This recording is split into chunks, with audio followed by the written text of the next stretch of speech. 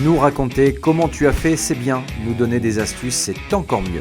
Ce podcast est dédié aux audacieux, aux ambitieux, désireux de prendre une bonne dose de pragmatisme. Vous reprendrez bien une tranche. Dominique Bon, tu es DAF, directrice administrative et financière, à temps partagé et externalisé. Ça fait beaucoup de choses. Je vais te proposer, Dominique, avant d'aller dans le détail de tout cela, de te présenter et de me dire qui tu es et d'où tu viens. Eh bien, j'ai une formation d'économiste à la base et je viens juste de quitter une expérience d'une quinzaine d'années en tant que dirigeante d'une PME du bâtiment dans la banlieue de Rouen. D'accord, donc une ancienne dirigeante. Oui. C'est plutôt très intéressant pour un de tes clients que de savoir que tu as été aux manettes d'une entreprise quand même, c'est pas rien. Ah ben, c'est une expérience qui n'est pas négligeable. Oui. Ouais, ça te permet d'avoir justement cette vision du chef d'entreprise et du DAF. La posture du chef d'entreprise et du DAF. Ça m'amène donc à penser à la définition. Ça veut dire quoi DAF et qu'est-ce que c'est un DAF? C'est assez simple, un DAF, c'est la personne qui prend en charge les problématiques financières et administratives de l'entreprise. D'accord, et j'imagine que son champ d'action est large. Quelles sont ses missions au quotidien? Pourquoi un chef d'entreprise aurait besoin de faire appel à un DAF ou aurait besoin d'un DAF? Eh bien, il a besoin d'un DAF parce qu'un chef d'entreprise, il a besoin de visibilité. Il a besoin de visibilité pour percevoir son activité, pour percevoir sa rentabilité, pour percevoir sa trésorerie. Il a besoin de visibilité parce qu'il a besoin et de performance et d'optimisation, parce qu'il a besoin de prendre des décisions au quotidien qui puissent permettre de faire face à ce qui va arriver dans les temps prochains. D'accord, un peu de vision, c'est vrai que c'est pas simple. On peut mesurer pour prévoir. Ouais, parce qu'on a la tête dans le guidon. Et ajuster. Le concept de bras droit des dirigeants, il résulte en fait effectivement de la prise de conscience du dirigeant qui est polyvalent, donc multicasquette, et qui bien souvent n'a pas le temps et n'a pas forcément non plus les compétences pour prendre en charge les fonctions support de l'entreprise, dont la DAF. Oui, parce que ils ont été très forts, bras droit des dirigeants quand même, parce que le DAF, à la base, dans une petite structure, une TPE, une PME normande, on peut pas avoir de DAF, c'est pas possible, c'est compliqué. Non, la seule solution, effectivement, c'est de faire appel au temps partagé. Et on intervient en fait dans les entreprises à hauteur d'un jour, un jour ou 2 jours par semaine ou par mois, en fait à la mesure du besoin et des moyens de l'entreprise et au rythme aussi du dirigeant. Oui, évidemment, avoir un DAF à temps complet, alors même qu'on en a besoin qu'une journée ou 2 par mois, je trouve que ce concept a beaucoup de sens. Le temps partagé, c'est du sur-mesure. Donc ton quotidien, il est quand même plutôt... t'es pas dans la routine, tu vois différentes personnes, de différentes activités. C'est perturbant ou au contraire, c'est justement quelque chose qui te motive au quotidien? Maintenant, c'est extrêmement motivant et c'est passionnant parce qu'on rentre dans des histoires et dans des mécaniques qui sont complètement différentes, effectivement, les unes des autres. Et en fait, le savoir de l'une va permettre aussi d'alimenter l'autre et c'est extrêmement enrichissant et enrichissant aussi pour la transmission auprès des dirigeants. Ouais, c'est un vrai cercle vertueux. J'ai envie de dire que ton client X peut avoir des partages de compétences. Exactement, il va aider ton client Y. Ouais, c'est génial. Donc le concept bras de dirigeant, tu peux nous en parler? Alors on commence à le comprendre, on perçoit, c'est de l'externalisation, mais est-ce que tu peux nous en parler un peu plus? Alors c'est du temps partagé, on vient de le voir, on vient d'en parler au niveau du dirigeant qui est finalement tous azimuts, qui n'a pas le temps et qui n'a pas forcément la compétence. Mais aussi dans le bras droit des dirigeants, c'est aussi une intervention strictement opérationnelle, c'est-à-dire qu'on intervient dans l'entreprise, aux côtés du dirigeant, avec l'équipe. À la différence d'un cabinet de conseil ou d'un cabinet d'audit, en fait, on ne fait pas faire, on fait. On est dans la mécanique de l'entreprise, dans le moteur. Voilà.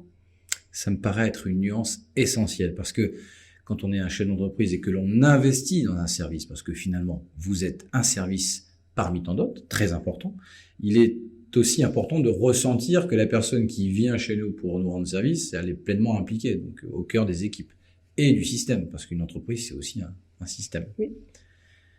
La zone géographique que tu couvres aujourd'hui, si on doit faire appel à Dominique Bon en tant que DAF, comment on fait et sur quel secteur? Alors, mon terrain de travail, c'est le 27, l'heure, mais je travaille pour toutes les entreprises qui m'appellent.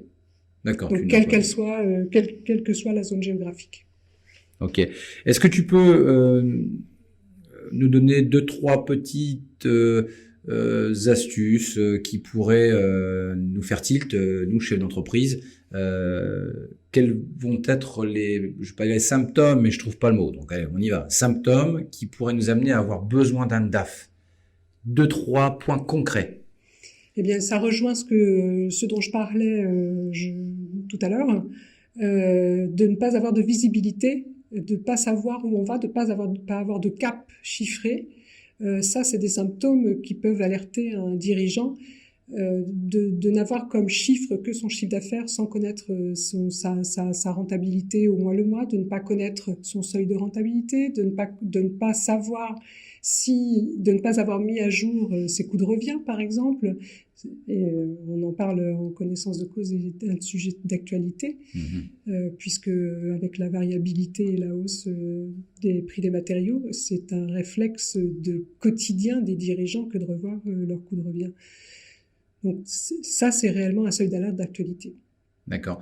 Tu peux être amené à justement accompagner le chef d'entreprise dans le cadre d'une vision recrutement, parce que recruter, c'est aussi miser sur l'avenir, mais c'est aussi investir pour l'avenir. Et donc, est-ce que est-ce que t'es pas le fusible justement entre la décision du oui ou non, c'est le moment, c'est pas le moment? Alors bien sûr, puisque un recrutement, ça peut être un investissement. Comme un investissement, en fait, c'est la même vision. Quand un chef d'entreprise décide de développer sa force de travail, voilà, et qu'il a besoin, donc il y a un chiffrage du recrutement. On chiffre le recrutement et ensuite on voit ce que ça donne dans ces données comptables pour voir est-ce que son niveau d'activité est suffisant, qu'est-ce qu'il va falloir générer comme activité pour que l'entreprise soit toujours au même seuil ou à un seuil visé de rentabilité. Ok. Qu'est-ce qui fait ou quelles seraient là où les différences d'un DAF traditionnel et d'un DAF bras droit dirigeant, et encore au-delà de ça, de Dominique Bon? Quelle est la valeur ajoutée de Dominique? L'expérience, la connaissance de l'entreprise.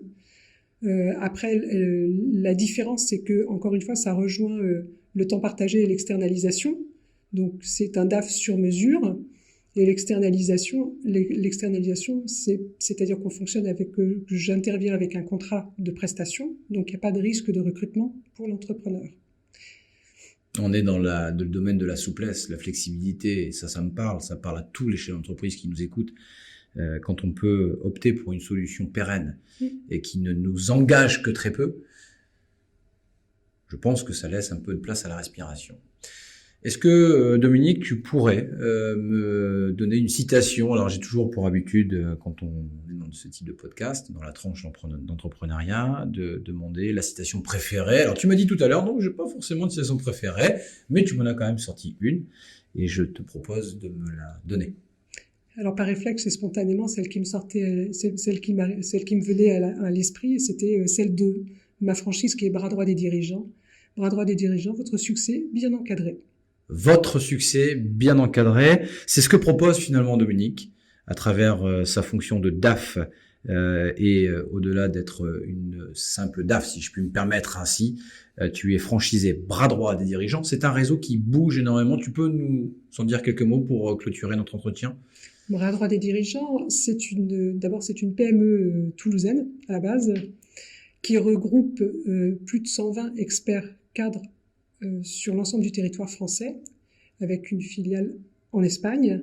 Et on représente plusieurs compétences cadres qui sont la direction des ressources humaines, la direction financière, administrative et financière, la direction commerciale, la direction générale et le digital marketing. Une entreprise en fait. En fait, oui, puisque l'avantage, c'est que il y a une complémentarité en fait entre les différentes fonctions support de l'entreprise. On répond d'ailleurs même à des besoins d'entreprise sur des multi-compétences. C'est-à-dire qu'on peut proposer à une entreprise qui est en forte croissance, c'est le cas récemment, de l'épauler sur les problématiques des RH, d'IRCO, plus DAF, ou en fait de composer marketing et de composer en fait une direction sur mesure.